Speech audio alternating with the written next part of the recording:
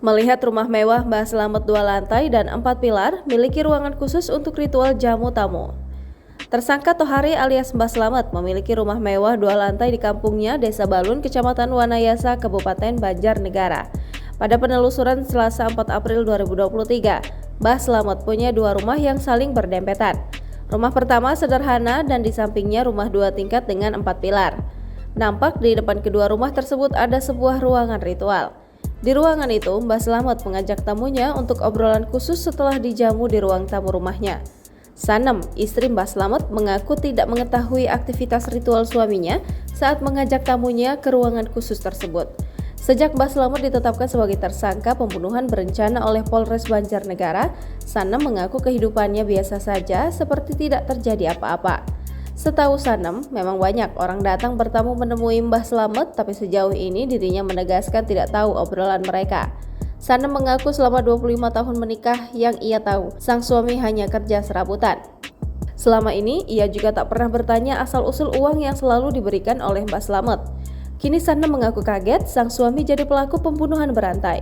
Di sisi lain, Kabid Humas Polda Jawa Tengah, Kombes Iqbal Al-Kudusi, kepada wartawan di kantor Polda Jateng pada Selasa 4 April 2023 sore menuturkan jika total ada 12 pasien yang dibunuh oleh Mbah Slamet.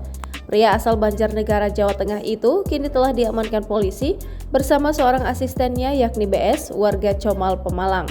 Sementara itu, menurut cerita Sanem, dirinya sempat merasa terkejut karena suaminya ditangkap polisi. Sanem mengaku tidak tahu dengan aktivitas sang suami setelah 25 tahun berumah tangga. Ia tahu kalau suaminya sering menerima tamu, namun dirinya jarang berkomunikasi dengan para tamu tersebut. Sanem bercerita, suaminya itu memang kerap melakukan ritual. Bahkan ia mengaku sempat memergoki suaminya sedang melakukan ritual dan membawa tamu-tamu di sebuah ruangan di depan rumah. Ia juga tak mengetahui secara pasti soal ritual yang dilakukan oleh suaminya dan pasiennya tersebut.